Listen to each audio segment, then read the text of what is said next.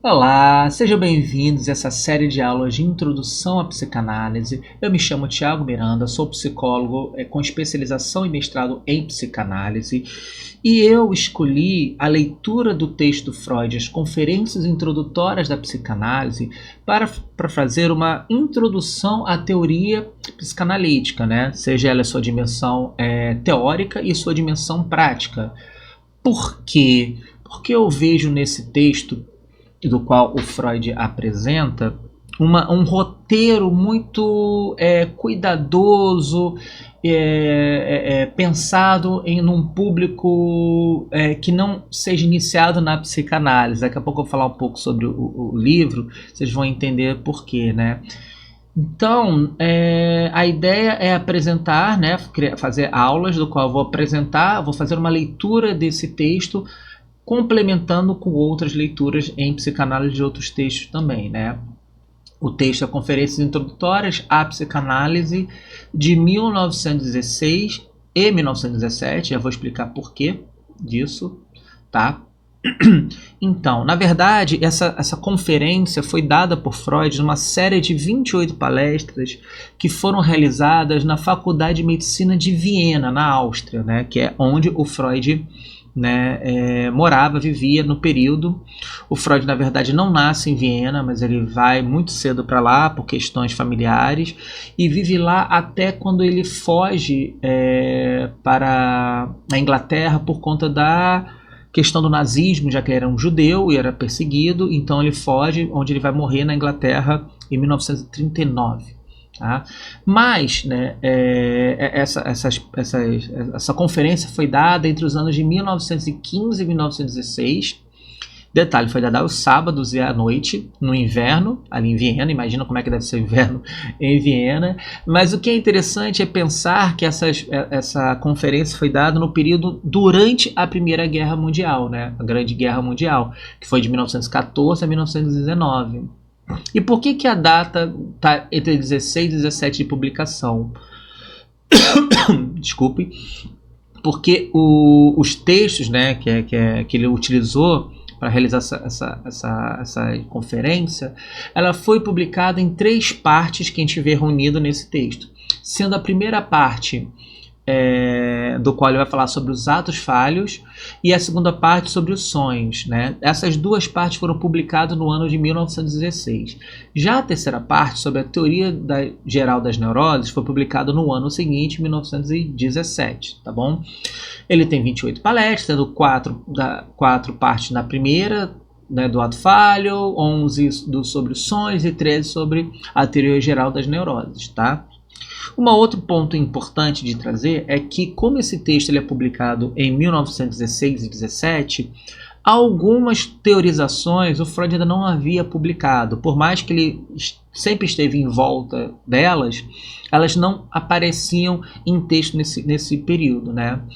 Que eu vou destacar 2, que é o conceito de pulsão de morte, que toda a teoria pulsional do Freud vai mudar, com a teorização da pulsão de morte, que é feita em 1920 num texto chamado Além do Princípio do Prazer, e aí você vai ter esse par pulsional, pulsão de vida, pulsão de morte. Então ele não tinha ainda esse conceito para trabalhar.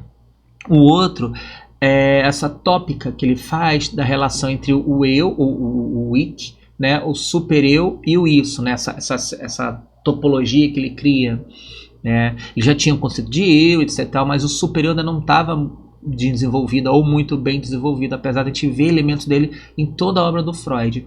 Mas enfim, ele vai aparecer num texto o eu e o isso, ou o ego e o id, enfim, depende da tradução.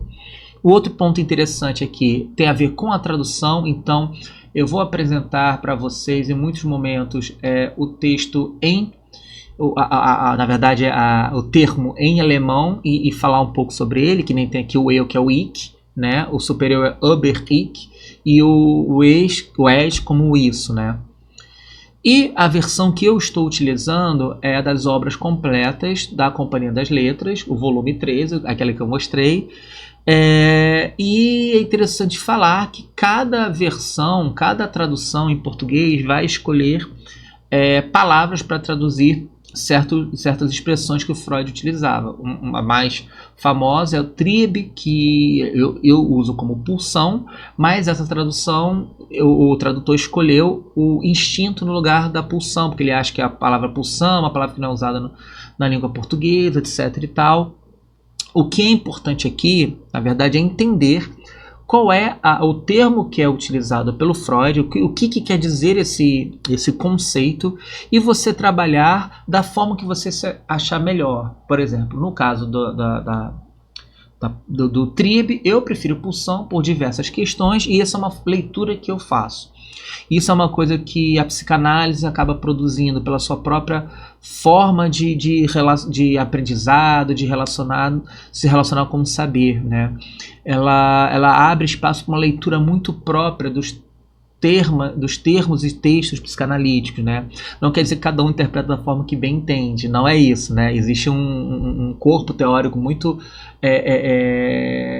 bem estabelecido desde Freud, mas existem leituras distintas desse corpo teórico, e a ideia é que você passa a fazer sua própria leitura da psicanálise, isso é importante. Dito isso, vamos para o conteúdo da aula em si, né? Vamos lá. Primeiro, né, para contextualizar, o Freud estava dando essa palestra para um corpo médico, sua maioria de médicos ali da Faculdade de Medicina de Viena. Então ele começa, para poder apresentar a psicanálise, porque o objetivo é apresentar a psicanálise, ele escolhe os temas dos atos falhos, dos sonhos e a teoria geral das neuroses para apresentar a psicanálise. O objetivo final dele é apresentar a psicanálise. Mas como ele está tratando de um corpo de médicos, né, de um grupo de médicos, ele começa a apresentar a psicanálise com uma diferenciação entre a medicina e a psicanálise. O que é interessante aqui é usar essa diferenciação não necessariamente para diferenciar a psicanálise da medicina, mas para entender a psicanálise distinta de outros saberes, né, outras práticas de produção de saber. Então, ele vai fazer essa distinção, que posteriormente, eu acho que tem um autor que ele vai fazer uma distinção muito boa do que é a psicanálise, que é o Jacques Lacan, que é um psiquiatra, médico francês e psicanalista, muito conhecido para quem é do campo da psicanálise. Ele vai definir que a psicanálise ela é ética. E é uma ética do desejo, ou seja, uma dimensão ética da relação que a gente tem com o desejo. Isso vai ser importantíssimo, a gente vai desenvolver isso aqui durante a aula e as aulas, tá? Por quê?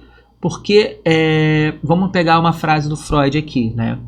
Eu vou trazer muitas citações dos textos, como é uma leitura, muitas citações diretas do texto de Freud, tá? Ele está falando sobre essa dificuldade, né? E ele está falando sobre a forma como se aborda, como o analista, né, o psicanalista vai abordar o paciente. No caso ele usa doente até por conta da terminologia da época e dele e da relação que ele está tendo com os médicos, né? Então doente você pode interpretar como um analisante, o paciente, enfim. Na apresentação eu vou usar essas palavras de várias formas, tá?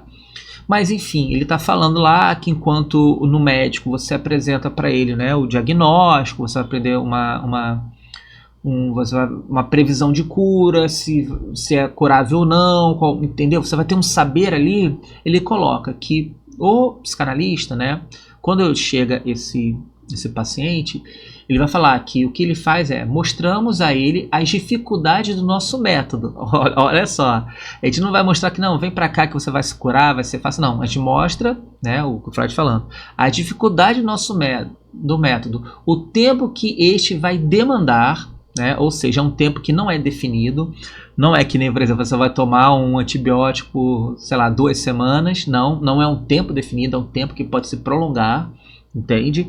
E é variado de pessoa para pessoa, o esforço e sacrifício que vai exigir do paciente, né? E quanto ao sucesso, dizemos não ser possível prometê-lo com segurança, porque ele dependerá do comportamento, da compreensão, da obediência e da persistência do próprio doente. Olha que interessante, né? Vamos pensar aqui. Se na medicina, né, principalmente da época, do Freud tem uma relação do qual o médico ele detém um saber sobre a condição física desse paciente, né, o corpo dele, a saúde e o adoecimento, do qual o paciente vai dar informações para esse médico, que com essas informações ele vai aplicar esse saber sobre o doente buscando a cura. Não é o que acontece com a psicanálise. Eu tendo a entender que o que o psicanalista vai fazer em relação ao saber não é produzir ele um saber sobre o paciente, mas fazer com que o saber do paciente circule nessa dinâmica para que ele possa, nessa relação ética, né, da psicanálise, lidar com o seu próprio desejo.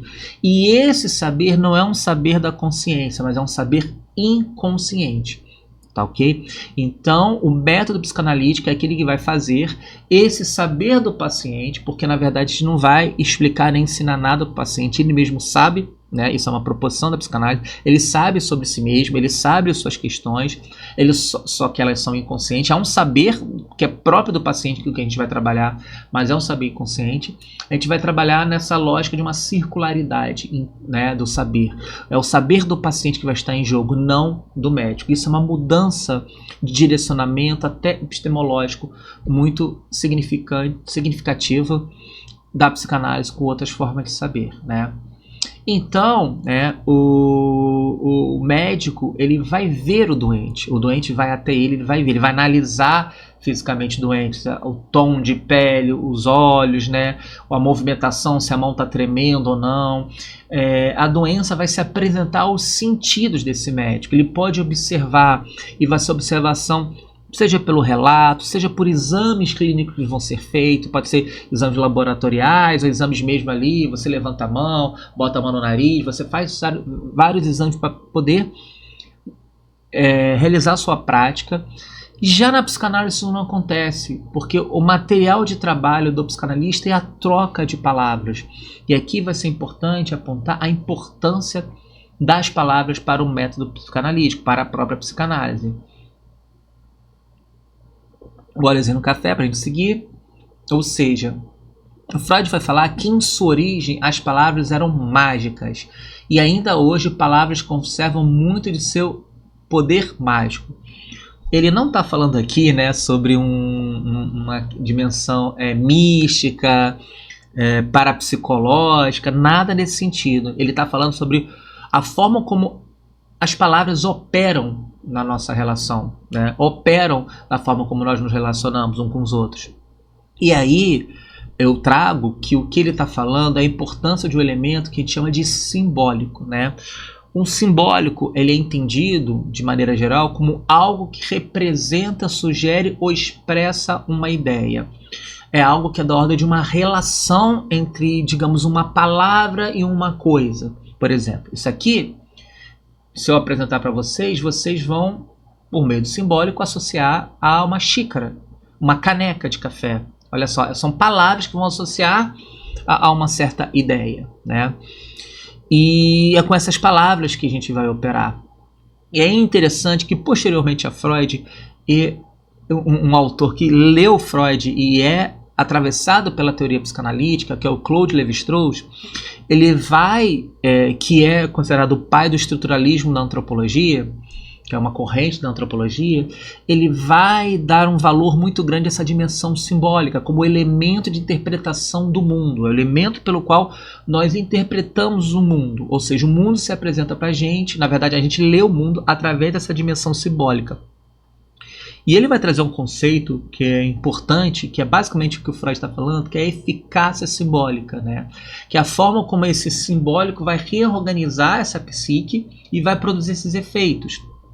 O exemplo que ele traz, porque ele viaja pelo mundo, né, entrando em contato com esses povos que não fazem parte dessa ocidentalidade, para tentar entender outros elementos, né, que sejam comuns, enfim. Mas tem um evento assim que ele traz que eu acho muito interessante, que é uma mulher que ele acompanha, que está em trabalho de parto, mas está com dificuldade com o nascimento. E a criança não está nascendo, ela está com aquela dificuldade. Então, o xamã daquele grupo, ele vai se reunir ali através de um ritual, e esse ritual é simbólico, através de cantos, de incensos, enfim. Através desse ritual, sem tocar nesse corpo, ele vai produzir efeito que vai facilitar nesse parto. Então esse parto que estava com uma certa dificuldade, ele vai acabar se realizando por influência, por efeito desse elemento simbólico, que é esses cantos, essa presença desse xamã ali dentro. Isso vai ser um elemento fundamental disso que eles chamam de eficácia simbólica. E é com isso que a psicanálise vai trabalhar. Então essa é a magia do que o Freud está falando, né? E aí, ao falar de simbólico, a gente vai trazer a questão da linguagem, tá? E para isso eu trago um autor que é fundamental no estudo da linguagem. Eu não sou linguista, então pessoas que trabalham com a linguagem podem falar um pouco melhor, que é o Ferdinand de Saussure. Ele é belga, mas eu acho que ele atua na França, não lembro. Mas o seu grande livro, né, seu principal livro, que vai ser do estruturalismo linguístico, ele não foi escrito pelo Saussure, foram os alunos que participaram das aulas dele, que transcreveram as aulas deles e trouxeram esse texto, que é fundamental para entender a linguística dos dias, né, na atualidade, a linguística moderna, vou colocar assim, né. E aí ele traz um conceito que é o signo linguístico, né? O signo linguístico ele vai apresentar duas faces, né? Ele vai ter duas faces que compõem o seu signo, que é o significante, ou seja, essa imagem acústica. Por exemplo, a palavra caneca ou xícara, né? Vou falar a palavra xícara que eu usei para descrever aquele objeto, mais um conceito, né? Esse conceito é o que se representa a caneca, xícara, o que serve, entendeu? Então, esses duas faces elas vão se reunir, essa imagem acústica, essa palavra, esse som, vão se reunir de uma maneira arbitrária para formar esse signo linguístico, tá? O que significa arbitrária? Quer dizer que não há uma relação direta entre essa imagem acústica, esse significante, esse objeto e esse significado, né? Quer dizer, não é através do objeto que a gente define a palavra, a gente já define a palavra para definir o objeto. Não há nada aqui que defina ele como xícara. Da mesma forma que em outros idiomas não vai ter. A gente que nós, com nossa capacidade cultural, nossa linguística, vamos nomear isso de maneira arbitrária, sem relação qualquer, e a partir disso, isso vai produzir um representante mental que é indissociável à ideia disso. Eu não vou chamar isso aqui de carteira, nem vou chamar isso aqui de blag, entendeu? Uma palavra que eu inventei agora, isso vai ser a xícara, ou caneca, ou copo, enfim. Vão ter significantes que vão estar ligados a essa representação mental, ligado a esse conceito de significado, né? Em cima disso, de novo, o Lacan, ele vai observar que quando a gente trata do inconsciente, há uma distinção dessa dinâmica. Ela funciona como uma linguagem, Lacan vai falar que o inconsciente ele é estruturado como uma linguagem, só que essa linguagem funciona de uma forma diferente, porque o inconsciente, sendo aquilo que é feito por essa divisão, há uma divisão entre o que é consciente e inconsciente, né? Então essa barreira ela vai se aplicar também a essa dinâmica entre significante e significado, né? Há uma barreira que se coloca e faz com que o Lacan, ao contrário do Saussure, ele vai entender que esse inconsciente estruturado como uma linguagem ele é da primazia do significante. Se a gente entende que o significante e a relação com o significado é arbitrária, ele não possui sentido, não há sentido em torno do significante. O significante puro, simplesmente a palavra xícara, sem essa ligação arbitrária, ele não significa nada. Então, no inconsciente, para o Lacan, quando você faz essa separação entre o significante e o significado, você entende que o significante ele pode representar qualquer coisa. Por ele não representar nada, ele pode representar qualquer coisa. Xícara, né? Pode ser isso, pode ser um formato, pode ser várias coisas. Isso é fundamental para a psicanálise. É aí que ele vai colocar essa fórmula, né, que é um S maiúsculo, que é o significante, separado, barreado por um significado. Sendo dessa forma, o significante pode deslizar de significados e o significado pode deslizar de significantes. Quer dizer, uma xícara, uma caneca, um prato, um copo, ele pode significar várias coisas distintas, né, de pessoa para pessoa. Então, pensar na linguagem e pensar nos atos falhos, que é o objetivo desta aula, é importante entender essa relação separada entre significante e significado, é da ordem de uma falta de sentido e não de uma lógica de sentido, porque o Saussure entendia, não havia primazia entre significante e significado, era um par, era um conjunto. Para Lacan não é um conjunto, a primazia, no caso do inconsciente, está no significante, tá?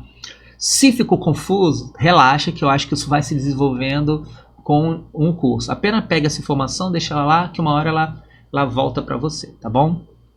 E aí, voltando para o papel das palavras, o Freud vai trazer, né, que as palavras evocam afetos e constituem o meio universal de que se vale as pessoas para influenciar umas às outras, né?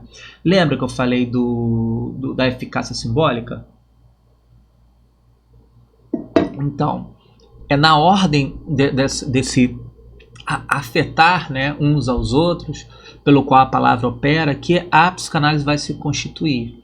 Então, o papel do psicanalista é um ouvinte das palavras. E aqui é importante colocar, porque tem muitos preconceitos, vou colocar assim, porque são conceitos que são mal colocados, mal vistos sobre a psicanálise, que o psicanalista ele é um sujeito passivo que fica ali apenas ouvindo. Mas o ouvinte das palavras não é o ouvinte do... Olha, interessante, não é o ouvinte do discurso, não é o ouvinte da história, é o ouvinte das palavras. São as palavras que importam aqui, né? É uma palavra que se repete, no caso do ato falho é uma palavra que troca de lugar com uma outra. Então o ouvinte das palavras é a posição do psicanalista que vai trabalhar com as palavras que chegam para ele e que ele devolve na interpretação.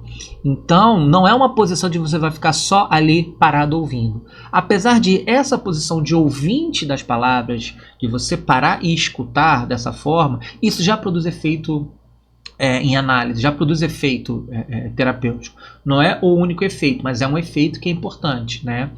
E aí, né, eu estou trazendo aqui de novo, só para o doente, até me incomoda um pouco porque é o termo que o Freud utiliza, né, mas o paciente, né, ou seja, nessa troca de palavras, e essas palavras como carregando afetos, né, esses afetos eles são carregados tanto de quem fala quanto para quem escuta, né. Se eu escuto alguém falando algo para mim, eu estou sendo afetado de alguma forma por isso que esse outro está falando para mim. Mas, ao mesmo tempo, essa pessoa que está falando também se afeta por isso que ela fala. Ela pode não perceber pela dinâmica. Mas quando o analista, né, o psicanalista, ele se põe nessa posição de ouvinte, ao buscar essa circulação desse saber em torno do paciente, essas palavras retornam para ele. Então esse afeto das palavras vai voltar para o próprio analista. Só que o que é importante aqui é que esses afetos do qual o paciente carrega suas palavras, ele vai ser direcionado ao psicanalista, né? Ele vai ser direcionado no sentido que ele vai tentar colocar o psicanalista numa posição muito específica nas dinâmicas afetivas que ele tem na sua vida, né? Ele vai, por exemplo, quando ele chega em análise, ele vai começar a capturar certos elementos de identidade, isso pode ser um óculos que uma pessoa usa, como já aconteceu comigo, a caneca que eu tomo água, pode ser o meu fundo, as fotos que eu utilizo, isso aí não tem controle. O paciente ele vai capturar alguma coisa que você utiliza, um gesto, um jeito, tom de voz, enfim, o ambiente que ele está, ele vai começar a capturar e vai, esses elementos de identificação, vai colocando o analista em posições dentro dessa sua dinâmica, como se fosse um jogo que ele vai chamar o analista para participar em determinados papéis. E aí o analista como ouvinte e não como falante, né? Ele vai entender essa dinâmica e vai participar desse jogo não ocupando esse papel, mas entendendo que é esse papel que o paciente está colocando ele e do qual ele vai operar desse local, não como representante, né? Mas é aquilo, né? Dá um exemplo meio clichê, né? Aqui. O paciente chega na minha clínica e começa a falar comigo, e aí ele começa a me identificar com elementos relacionados à relação que ele tem com o pai, né, o que representa. Então é como se fosse assim, tem um paciente, tem eu, e atrás de mim, né, tem essa imagem do pai que ele coloca. Então eu não vou estar olhando para mim, não sou eu, e sim essa relação dele com esse pai e por que eu estou nessa dinâmica. E o que essa dinâmica apresenta? Essa relação é a relação transferencial. É desse lugar que o paciente coloca a gente que nós vamos operar. Não fazendo papel de pai, né? Por que eu estou falando do pai? Por exemplo, se um paciente, digamos, desejava que o pai fosse uma pessoa que fosse permissiva a ele, quer dizer, ele achava que o pai devesse permitir mais, encarava o pai como uma pessoa muito autoritária, né, que não deixava ele fazer nada, e aí ele tem nessa dinâmica que o pai deveria liberar ele, então ele não consegue ser feliz porque o pai não libera ele, então ele se sente preso. Ele vai te colocar nessa posição esperando que talvez você ocupe essa posição de pai e passe a ser essa pessoa que vai liberar ele, entende? Você vai ocupar essa posição não sendo o pai dele, entendeu? Mas você vai entender essa dinâmica para operar essa dinâmica, entende? Então, essa posição da relação transferencial que o Freud vai observar desde muito cedo, é uma relação de uma ligação emocional que se coloca, da qual o analista ele não vai se colocar nessa ligação como se ele fosse esse elemento, mas ele vai operar nessa ligação emocional, porque essa ligação vai fazer aquele saber gerar ali, né, em torno do paciente, que é o nosso objetivo, tá? Então as palavras vão ser muito importantes. Por que ele está trazendo isso tudo? Ele está trazendo da dificuldade, né? Ele está trazendo algumas dificuldades relacionadas à psicanálise, porque como ele está tratando entre médicos que são de outro local, que estão tendo acesso à psicanálise, está falando quais são as dificuldades de você aprender a psicanálise, quais são as dificuldades de você lidar, quais são as resistências que tem em relação à psicanálise. Está muito ocupado nisso nesse começo do texto, tá? E aí ele vai começa a falar sobre o ensino da psicanálise, né? Como se aprende. Isso é muito interessante. Eu não vou falar aqui sobre o tripé psicanalítico, mas isso que ele está falando está dentro do tripé psicanalítico. O ponto é, ele fala que para quem quer se dedicar a aprender a psicanálise, ou seja, aprender sobre esse estudo do inconsciente, ele vai falar que psicanálise é algo que aprendemos, em primeiro lugar, em nós mesmos, mediante o estudo de nossa própria personalidade. Quer dizer, se a psicanálise ela opera sobre o inconsciente, que tem a ver com esse saber que é próprio desse sujeito, quer dizer que não há um outro sujeito que pode chegar e dizer sobre esse saber. É na relação com esse seu próprio saber que você vai ter contato com a psicanálise, né? Não quer dizer que você não possa, por exemplo, estudar psicanálise sem lidar com isso. Você pode, mas você vai lidar com uma teoria que não vai colar muito bem e vai bater em certas resistências.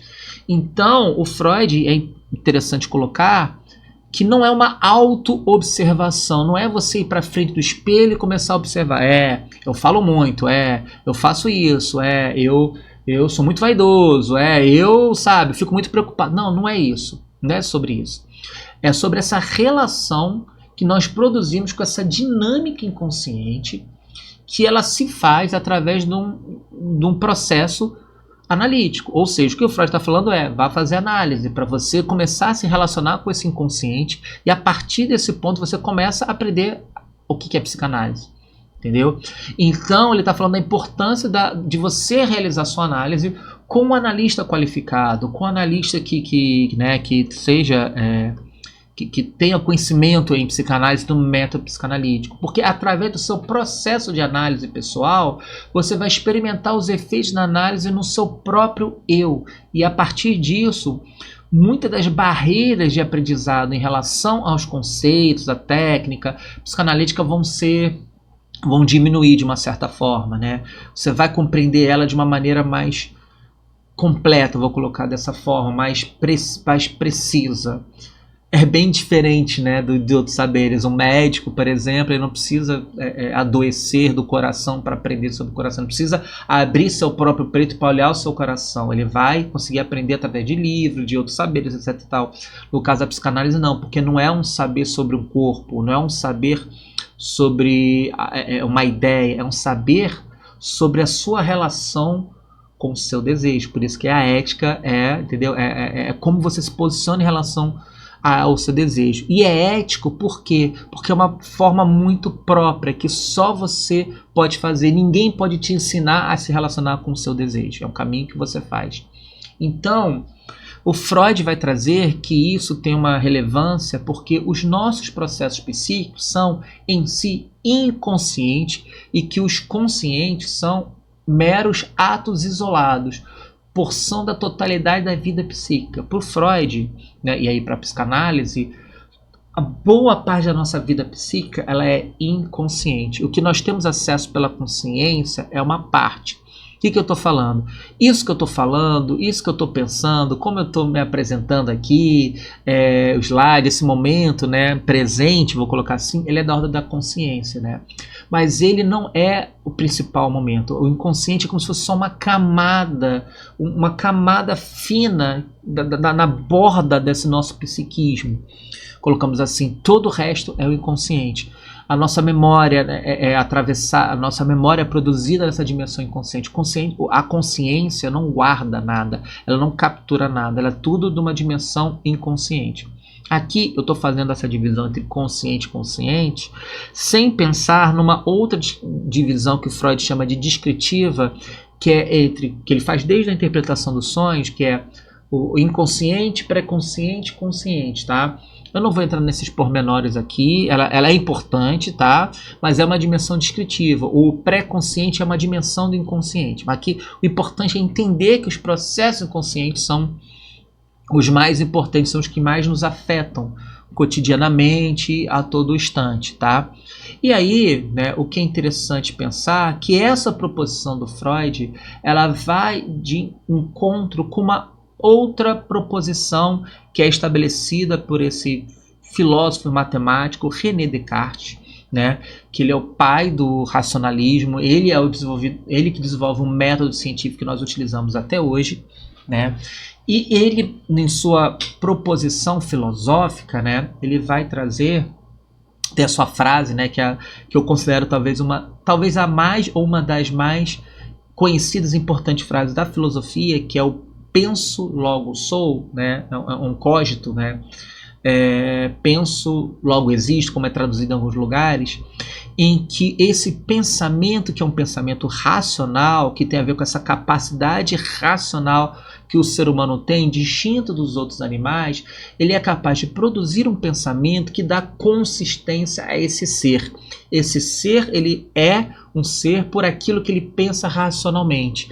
Então, ele funda um paradigma, vou falar assim, que ele é da ordem da racionalidade. Então, é por uma dimensão racional, uma dimensão consciente, que nós vamos entender o mundo e a humanidade, o ser humano, nossas relações.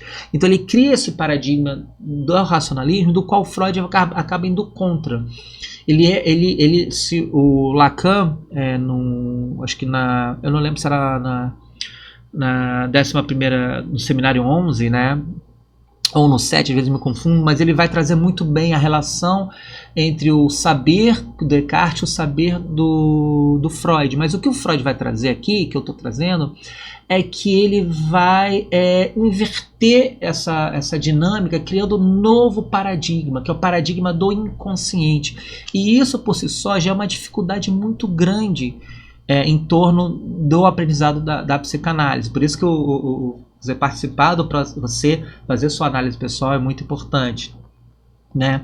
Porque a gente é criado, né? A gente é educado dentro desse paradigma de que tudo é através da consciência. E quando vem esse outro paradigma, né, que é o do inconsciente, que não entende que o inconsciente não é uma oposição à consciência, ou seja, o consciente não é aquele estado em que você não está consciente, numa definição talvez da ordem da estudo da consciência, vou colocar assim, né? Ou seja, você está consciente, você está ali prestando atenção.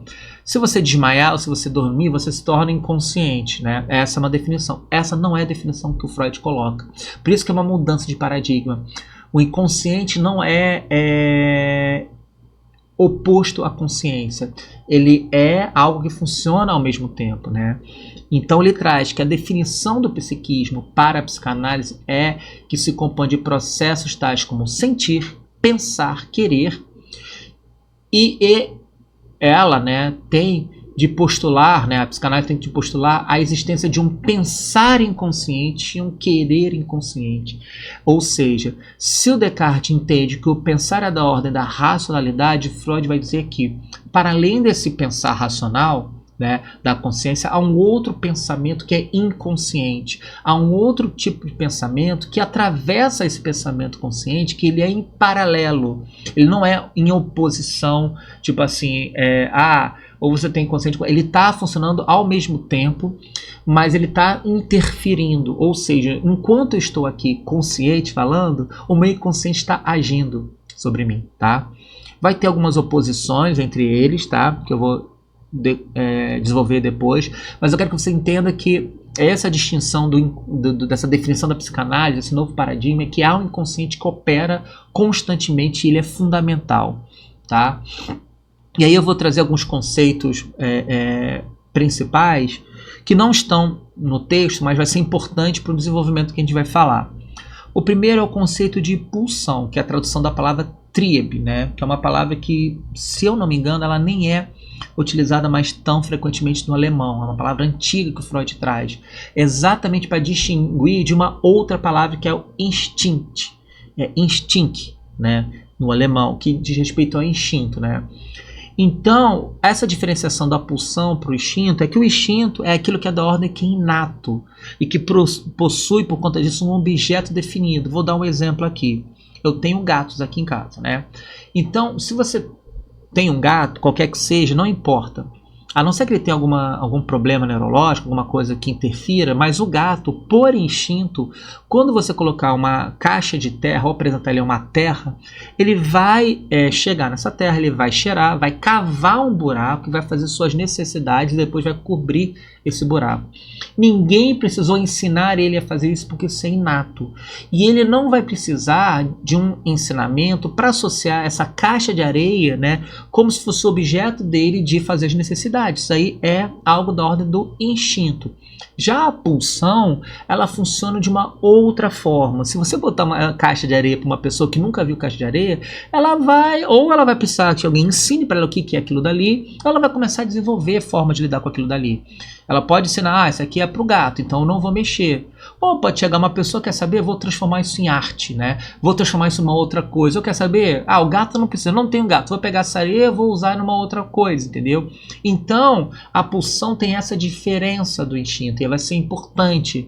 Lembra que eu falei da relação entre significante e significado na linguagem? Olha só como é que a questão da pulsão aparece relacionada a isso, esse objeto que se desloca, né? Você não tem um objeto definido, você vai aprendendo e vai se transformando. Então, a linguagem vai ser importante para entender essa dimensão da pulsão. E o outro ponto que é importante, que também é um preconceito muito grande, tem a ver com o que o Freud vai apresentar como sexual e, consequentemente, com libido, né? Porque o conceito de sexual que a gente tem, quando fala da dimensão sexual, né, a gente tende a pensar pelo senso comum que sexual é igual a ato sexual, a prática sexual de duas pessoas ou uma pessoa sozinha, né, realizar um ato sexual, seja uma masturbação, seja o sexo em si, né, de suas diversas formas. E o que o Freud está falando é que sim, o ato sexual tem a ver com o que é sexual. Só que o sexual não é só o ato, o sexual tem a ver, diz respeito a uma dinâmica de buscar ter prazer e evitar desprazer. E essa dinâmica ela se estabelece desde que a gente nasce, desde muito pequeno, seja pelo cuidado que vão ter com a gente, quando vão limpar a gente, a sensação de prazer e desprazer que a gente tem, né? A criança que, por exemplo, faz cocô na fralda e fica incomodando aquilo dali, a outra pessoa vem e limpa. Então, toda essa dinâmica de prazer e desprazer, essa dinâmica sexual vai atravessar o nosso psiquismo e vai organizar o nosso psiquismo, né? Então, o nosso psiquismo é atravessado por nossas práticas de prazer e prática de evitação de prazer, ou seja, essas práticas sexuais, né? Elas são muito mais amplas, então estão ligadas a essa dimensão. E a libido, né, que geralmente é pensado, a pessoa que tem libido é a pessoa que tem muita energia sexual, a pessoa muito libidinosa quer transar o tempo todo. Para o Freud também vai ser uma energia sexual, mas é uma energia que move essa pessoa nessa dinâmica de prazer e desprazer. entende? Vai ser aquilo que vai mover. Por exemplo, eu estou usando muito da minha libido aqui para apresentar essa aula, né, para vocês. Então tem muito da libido que eu estou direcionando para cá. Eu posso direcionar para as outras práticas. Daqui a pouco, né, eu vou almoçar, e esse almoço vai ter também uma dimensão de prazer ali, não só de matar a fome, mas tem uma dimensão de prazer. Então a libido, ela está sendo, ela se desloca entre esses objetos. Por isso que a pulsão e libido e sexual estão relacionados. Tendo esses conceitos, que eu espero que vocês tenham aprendido, vamos pensar num termo que o Freud traz num texto, que é o Triebregang, né? Que se a gente pegar, porque o alemão, você compõe muitas palavras com junção de outras palavras, aí você faz uma nova palavra, né? Trieb, que a gente já viu, significa pulsão, né? Ou, dependendo da tradução, instinto, né?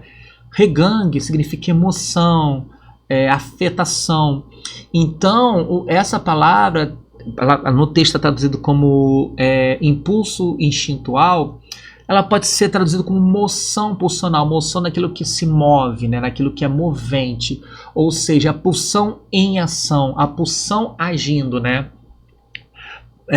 Então, essa pulsão agindo, porque a pulsão, eu não vou entrar nesse conceito mais a fundo agora, mas ela produz uma exigência de trabalho para a gente. Então, a Triebregang é exatamente essa pulsão exigindo o trabalho da gente, né? Exigindo que a gente faça alguma coisa para poder diminuir essa tensão que ela está aumentando para produzir relações de prazer. Então, esse Triebregang, o Freud vai dizer que só pode ser caracterizado como sexual, seja no sentido mais restrito ou mais amplo, aquilo que eu falei, né? Desempenhando um papel extraordinariamente grande e até hoje não avaliado a contento como causadores de doença dos nervos e da mente, né? O que ele está falando é que essa exigência de trabalho, essa pulsão em ação, exigindo trabalho, ela tem uma dimensão sexual dentro da dinâmica de prazer e desprazer, que os quadros de adoecimento, os sintomas vão estar relacionados com isso, né? Com essa dinâmica dessa exigência de trabalho, os conflitos que isso vão produzir. Então, ele está colocando que os sintomas, ele tem um caráter sexual aí, tá? Sexual dentro dessa concepção dessa sexualidade, da dinâmica de prazer e evitação de desprazer, né? E como é que essas doenças vão serem produzidas, né?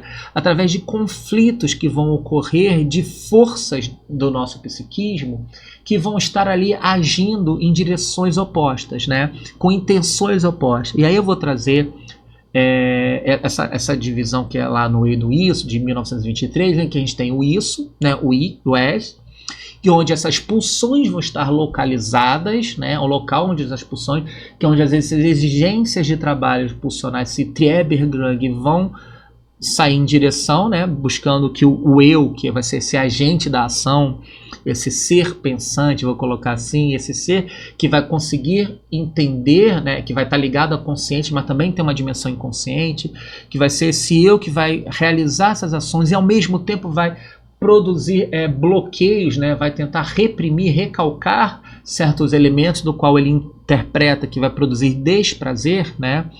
Ele vai estar ali regulando, então isso vai em direção a esse eu, esperando que esse eu possa produzir uma ação, né? Esse Triebregang é isso, que ele consiga ter a sua meta, que é a diminuição, né, dessa tensão, produção de prazer.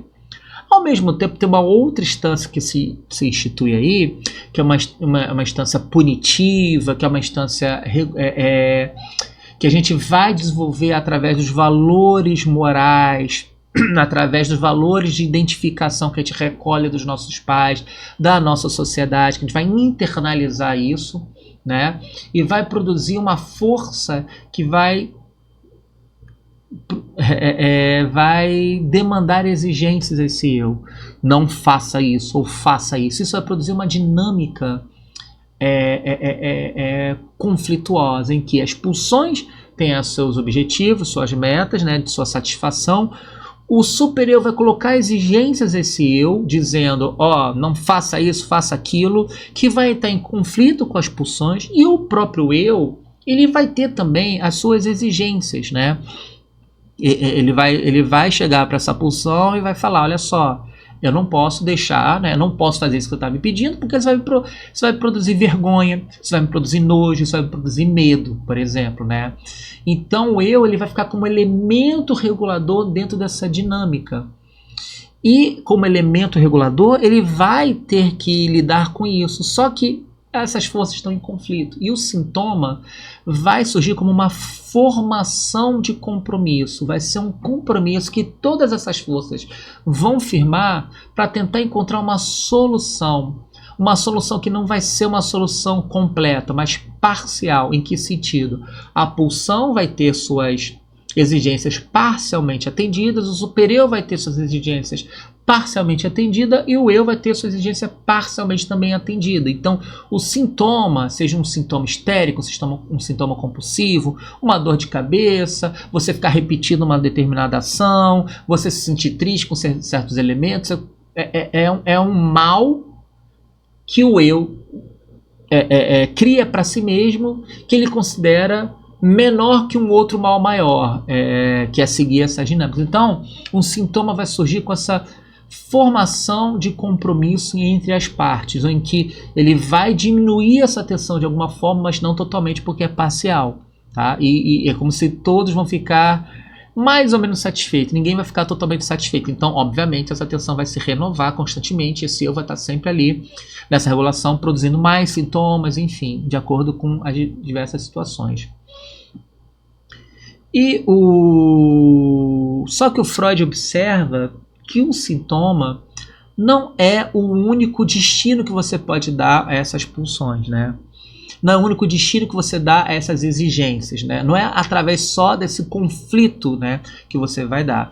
Ele observa que, além de ter outros distintos, e para além disso, e ele vai apresentar isso num livro de 1930, O Mal-Estar da Civilização, essa tese de que esses mesmos impulsos sexuais contribuem em não pouca medida para as mais elevadas criações culturais, artísticas e sociais do espírito humano. O que ele está querendo dizer? Que a produção cultural, né, da nossa cultura, sejam as artes, as leis, né, as nossas dinâmicas sociais, o Estado, ele vai estar atravessado por essa relação com esses impulsos sexuais, né, com essas pulsões sexuais, né. Então, para o Freud, a civilização ela é criada às custas da satisfação pulsional, quer dizer, os sujeitos eles vão abrir mão de uma certa satisfação pulsional em prol de todos. Então, há um certo recalcamento ou inibição, vai ser um certo funcionamento da psique que ela vai abrir mão de certas satisfações pulsionais para poder viver em sociedade. Por favor, você não pode fazer o que bem entende, então você abre mão de certas dinâmicas pulsionais. Só que para além disso, e pensando nisso, alguns desses destinos da cultura que a gente vai colocar aqui, né, dessa dinâmica sexual, ela vai ser desviada de suas metas sexuais e direcionada para metas mais elevadas, não mais sexuais. O que ele está dizendo? Que ao invés desses impulsos sexuais serem direcionados para essa satisfação, ele vai direcionar para uma outra coisa que não vai ter uma definição, né? Vai ter um caráter sexual, vai ter o caráter de uma outra ordem não sexual. Isso que ele define como sublimação. Sublimação é um conceito que em Freud acabou ficando um pouco mais complexo, porque ele sempre cita que vai escrever um texto sobre a sublimação, ele fala rapidamente sobre a sublimação em alguns textos, e ele chega a escrever esse texto sobre a sublimação, só que ele não fica satisfeito com esse texto e ele queima esse texto. Então ninguém tem acesso a esse texto sobre a sublimação do Freud, né, que entraria dentro dos textos metapsicológicos. Então a gente não tem um texto de Freud dedicado à sublimação. Mas ele é esse conceito de que a gente consegue direcionar essa meta sexual para outras metas, né? Por exemplo, o trabalho. O trabalho é um elemento de sublimação. Você não está ali buscando necessariamente uma satisfação sexual, apesar de você conseguir ter com o trabalho. Mas o trabalho é uma forma de satisfação não, mas de direcionamento dessa pulsão para uma meta que não é sexual, ele é reconhecida socialmente. As artes são outras formas, né? Eu trago o exemplo aqui de o Tannhäuser, né, do Richard Wagner, que é uma ópera, né, que vai ter a música, que vão ter todos os elementos da música, vai ter também a história por trás que está sendo contada, vai ter a montagem dessa ópera, os atores, enfim. Isso tudo diz respeito a essa dinâmica de você produzir essa sublimação, que é pegar esses impulsos sexuais e direcionar para uma outra meta que não seja sexual e que é reconhecida socialmente, né? Então, a sublimação está nesse sentido e é um ponto importante. Quem vai pensar em arte, poesia, arte aí é poesia, artes plásticas, sonoras, visuais, tudo que é produção artística e também produção cultural tem muito, né? De sublimação, trabalho tem muito disso, o trabalho acadêmico, né? A aula, né? Você escrever um texto acadêmico, apesar de você ter saídas para uma satisfação de prazer, etc e tal, ela tem essa dimensão sublimatória. E o Freud termina essa introdução falando o quanto, né, esse elemento de que a psicanálise aponta para esses impulsos sexuais, para essa dimensão dessa pulsão, né, dessa sexualidade, que a própria civilização se coloca como uma barreira para isso, né? Então há uma resistência esperada em relação à psicanálise por conta desse local que a psicanálise aponta para a liberação das pulsões sexuais. Não é a liberação sexual em si, né? Não é a psicanálise não está falando para você se liberar das amarras e cair no hedonismo, né? Cair numa lógica de prazer sem fim. Ele está falando sobre a liberação das pulsões sexuais. E exatamente por isso vai causar uma resistência, vai causar um horror, vai causar uma